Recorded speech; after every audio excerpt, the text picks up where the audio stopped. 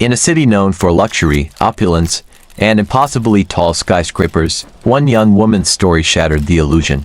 Maria Kovalchuk, a 20-year-old Ukrainian model and OnlyFans creator, vanished during what was supposed to be a glamorous 3-day trip to Dubai. It was the kind of journey she had taken before work opportunities, promotional shoots, and appearances in places that promised exposure, money, and a step deeper into the world of high fashion and social media fame. But this time, something went wrong.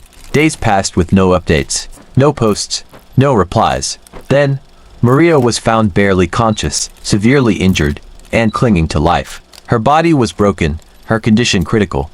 Officials suggested she had fallen from a building, but that explanation left unanswered questions for those who knew her and followed her story closely.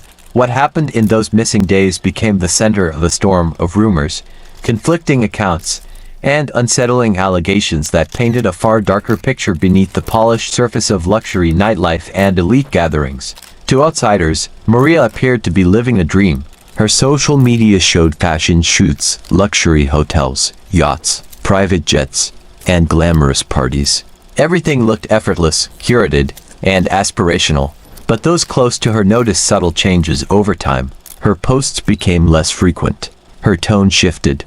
There was a guarded quality in how she spoke about her trips. She often traveled to the same destinations: Dubai, Abu Dhabi, Doha, always mentioning promotional work or modeling opportunities, but rarely offering details. Behind the curated images, a different narrative began to form, one that circulated quietly within certain modeling circles. Stories of exclusive private events hosted in luxurious villas. Events that promised high pay, celebrity exposure, and connections to powerful figures.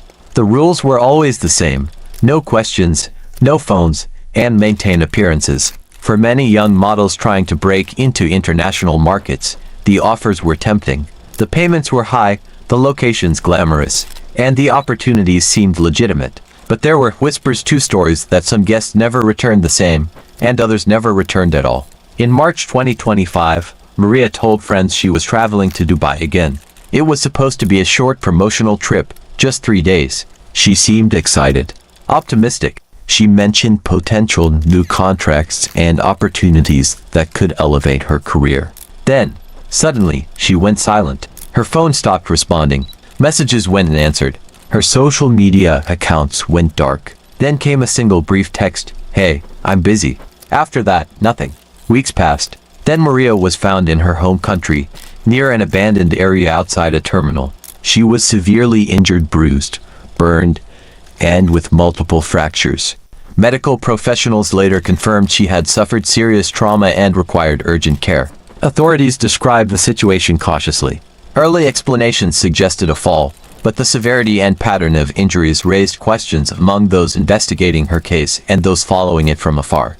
When Maria regained enough strength to speak, she began describing what she remembered. According to her account, she had been invited to what she believed was an exclusive private event. Instead of a glamorous yacht party or luxury gathering, she said she was taken to a secluded villa.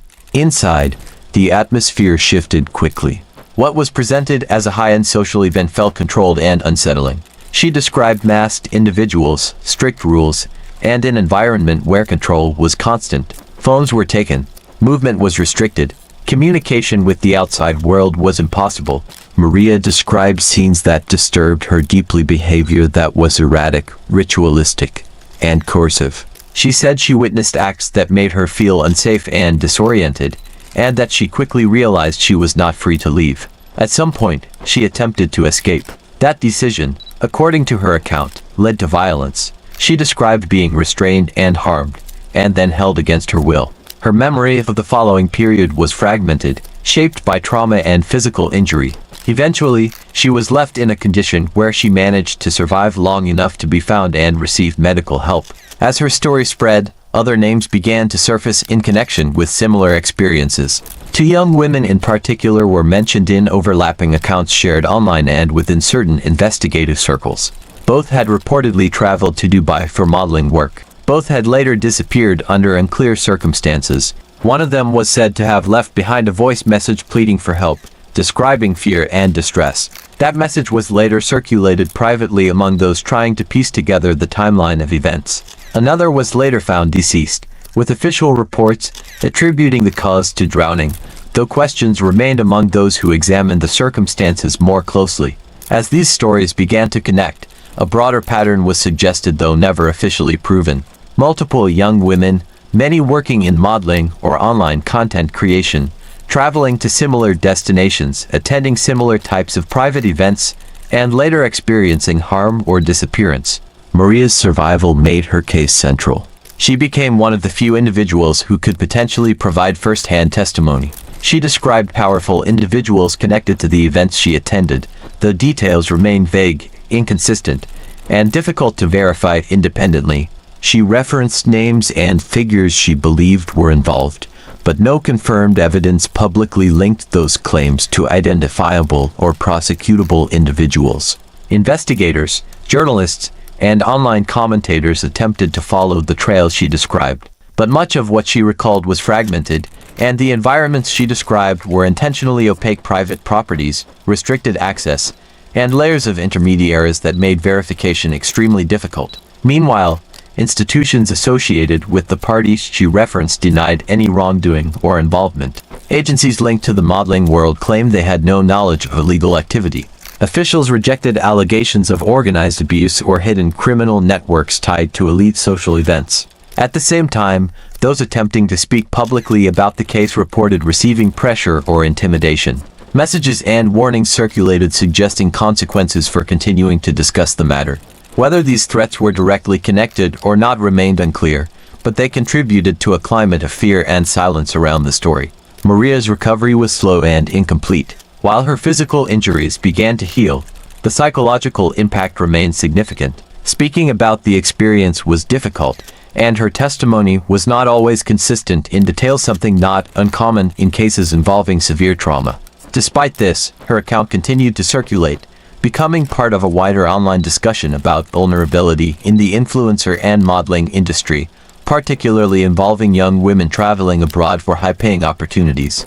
No formal charges or court proceedings emerged publicly from the allegations tied to her case. No verified arrests were made in connection to the events she described. The lack of legal resolution left many questions unanswered. As time passed, the story evolved from a single incident into a broader conversation about power, exploitation, and the hidden risks within industries built on visibility and aspiration. Supporters of Maria's account believe she exposed a system that relies on secrecy, influence, and imbalance of power. Critics argue that the details remain unverified and fragmented, and caution against drawing conclusions without confirmed evidence. What remains undeniable is that a young woman traveled abroad for work, disappeared for a period of time, and returned severely injured with a disturbing account of what she experienced. Beyond that, the truth becomes increasingly difficult to separate from speculation, rumor, and unanswered questions. In the world of social media, where images are carefully curated and lifestyles are monetized, stories like this spread quickly, often blending verified facts with interpretation, theory, and emotional reaction. And so the questions remain. If Maria's account reflects even part of what she experienced, how many others may have had similar experiences without survival or visibility afterward? How many stories never reach public attention at all? Or, alternatively, how much of what circulates online is shaped by uncertainty, distortion, and the absence of complete information? There are no simple answers. What is left is a fragmented narrative, one that sits between testimony, investigation, and speculation. A story that continues to circulate because it touches on fears that are very real: vulnerability, power imbalance, and the hidden risks that can exist behind glamorous surfaces. And in the center of it remains Maria Kovalchuk, her experience, her recovery, and the unresolved questions surrounding what truly happened during those missing days. Whether her story represents a single tragic incident or part of a larger hidden pattern is something that, publicly at least, remains unproven. But the silence surrounding it has ensured that the questions have not gone away. Drop a like, subscribe for more, and let me know what you think in the comments.